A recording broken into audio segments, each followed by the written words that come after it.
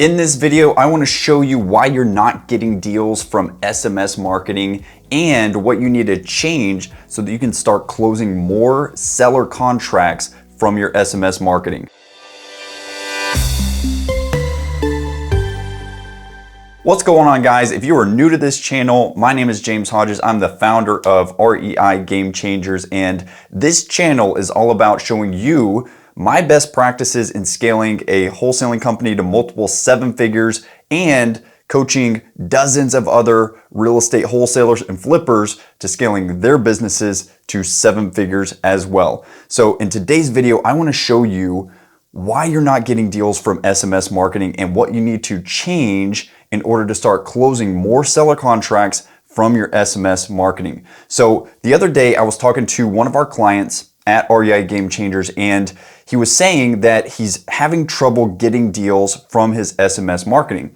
And so usually when people say this, it more often than not is a problem in their SMS conversations. It's a problem in what's going on inside of their SMS conversations. And that's usually what we need to dive into. So when this client approached me, I asked him, all right, let's pull up your SMS conversations.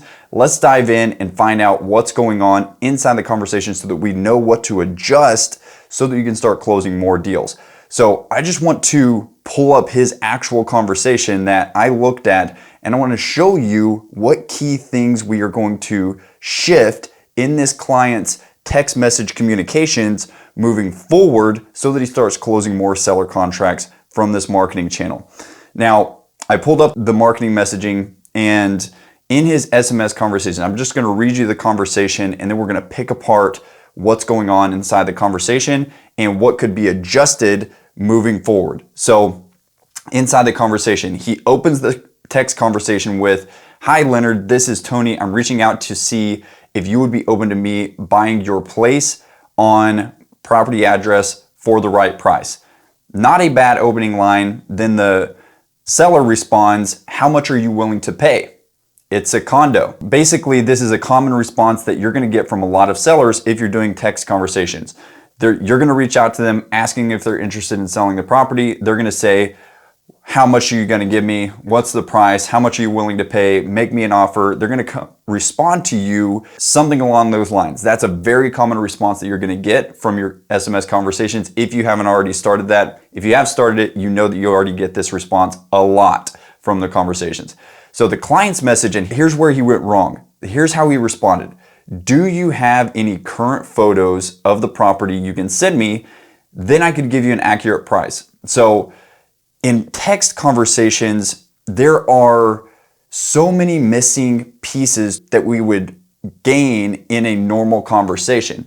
So if you're having a phone conversation, you can pick up on tonality, you're fluid, you're not, other person on the end of the line doesn't have a chance to just not respond. Well, they could just hang up, but more often than not, they're not going to just hang up on you. So in text conversations, we have to be way more calculated with the messages that we are sending because there are a lot of disadvantages to SMS conversations because it's text. Text is the lowest form of communication. If you look at the different types of communication formats, text is the lowest form of communication. We've got in-person communication, which you can pick up on nonverbal cues, you can pick up on verbal cues, tonality, and you're present with that person. So there's a lot of rapport that can be built. Then you've got Zoom conversation, video conversation, same type of nonverbal communication cues that you can pick up on,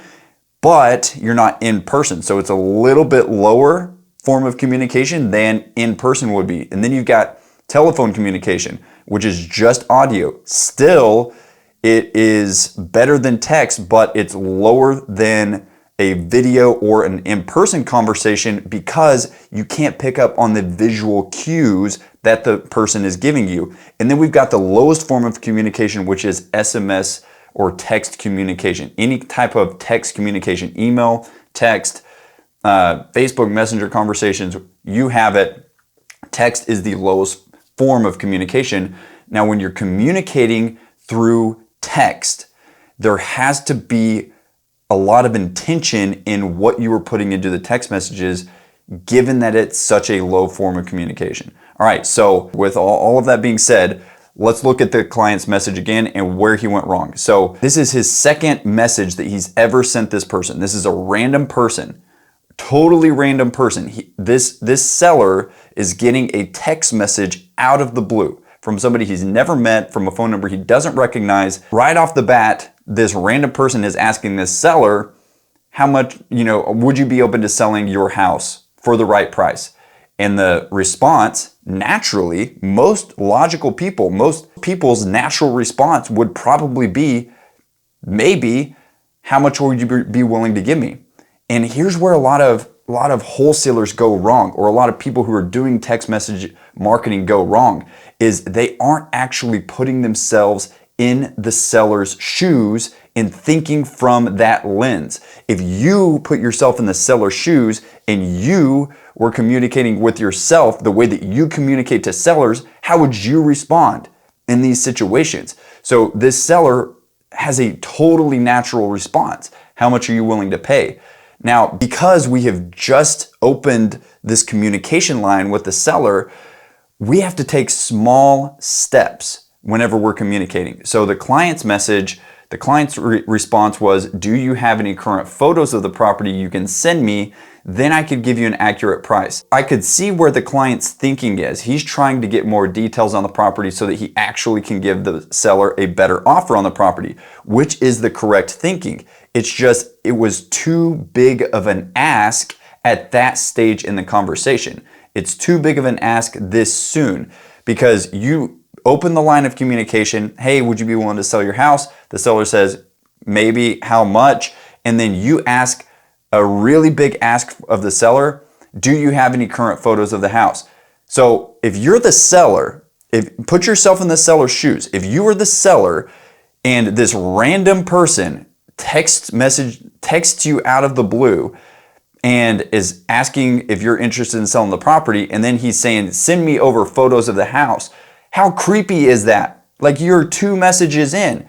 Like, he just said, hello, can you send me pictures of your house? No, I'm not gonna send pictures of my house. You literally just text me out of the blue. I don't have any idea who you are, if you're credible, like what your intention is here. Like, I don't have any idea on any of that stuff. No, I'm not going to send you photos of my house.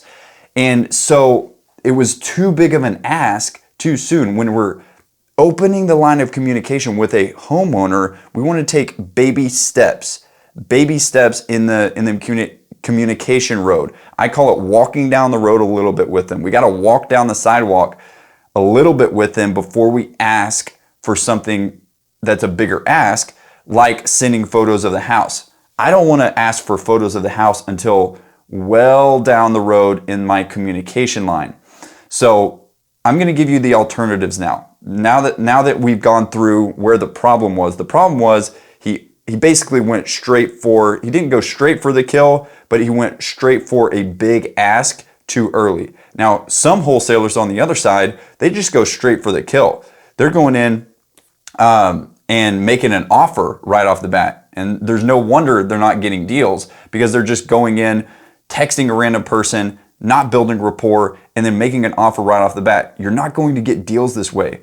We've got to treat people like human beings, and if we can put ourselves in their shoes, treat the person like a human being, and actually think through logically how this conversation should go, we'll probably get more deals. So an alternative way that we could have responded when the seller asks, how much are you looking, or how much are you willing to pay for the property? We could alternatively say, great question. It would help to know a little more about the property before I give you an offer. Could you tell me a little bit more about the condition of the condo? So the seller said previously, how much are you willing to pay? It's a condo. He specified as a condo. So I'm going to use his own language. I'm going to say, could you tell me a little bit more about the condition of the condo? And this is a small ask. I'm just continuing the natural conversation flow, asking a little bit more about the condition of the condo.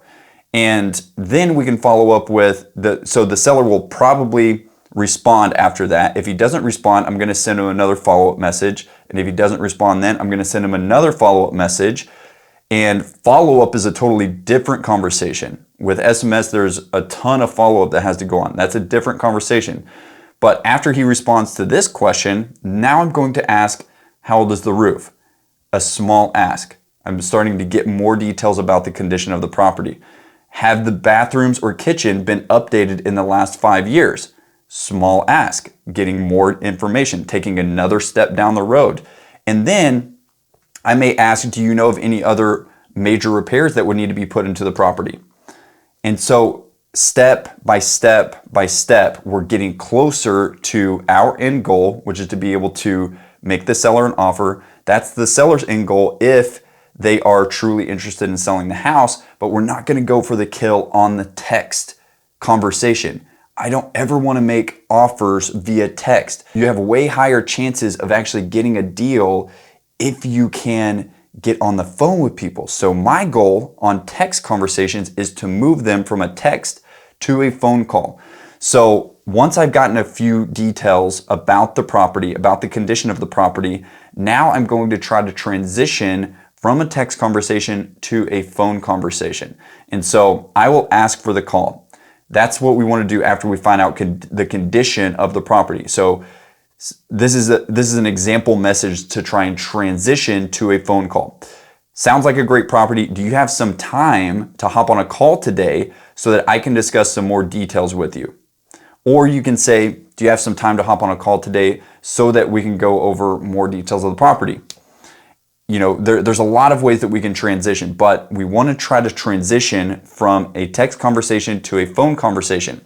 It's much easier to transition from a text conversation to a phone conversation after we've gone back and forth a couple of times, because we've walked down the communication road a little bit further with that person, and now we can ask for a little bit bigger ask, which is hopping on the phone call. And now once we're on the phone, now we can build rapport a lot better.